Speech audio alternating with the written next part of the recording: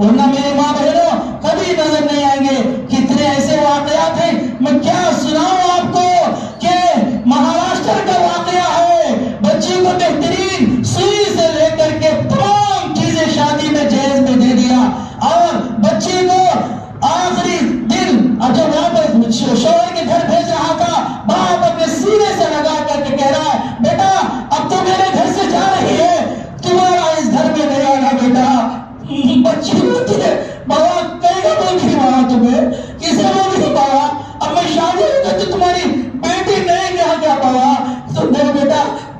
तेरी शादी के वास्ते मैं घर भेज दे रही बेटा, अब मेरा कोई घर नहीं है, मैं किसी मस्जिद में गुजार ले दूं बेटा,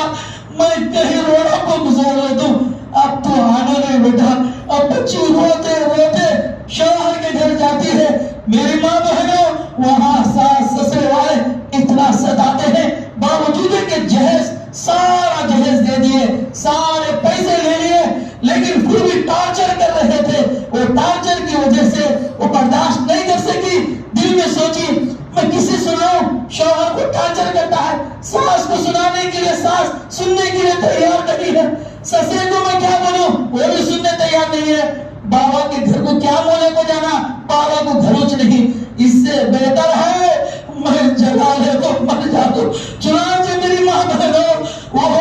दुल्हन एक महीना भी नहीं हुआ, मिट्टी का तेल डाल कर जला ले तो मर गई। एक महीने के बाद बाप को खबर आ रही है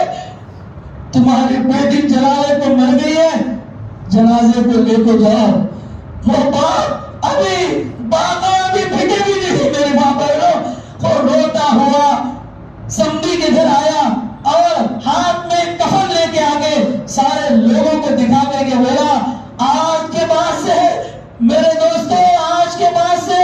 वो अब भी बोलता है बच्ची का बाप, मेरे दोस्तों सब हाथ जमा हो सबका को बोलता है, मेरे दोस्तों देखो मेरी बेटी के जहेज में मैं सुई से लेकर के हर चीज दिया था, लेकिन एक चीज भूल गया था, वो अब लेके आया हूं, वो कफन है, वो कफन भी तुम्हें आपसी जहेज में दिया करो। मेरे माँ बहनों देखो कैसा अंजाम होता है अगर हम बच्चियों की तरबियत नहीं करेंगे। अब ये सब बातें मैं इसलिए बता रहा हूं, देखो शबे मेराज के नाम पर नफिल दुगाने नहीं है, शबे मेराज के नाम पर रात में जागना नहीं है, शबे मेराज का कोई रोजा नहीं है, रोजा एक रोजा दो रोजा रोजा ही नहीं है, वो शबे बारात में है।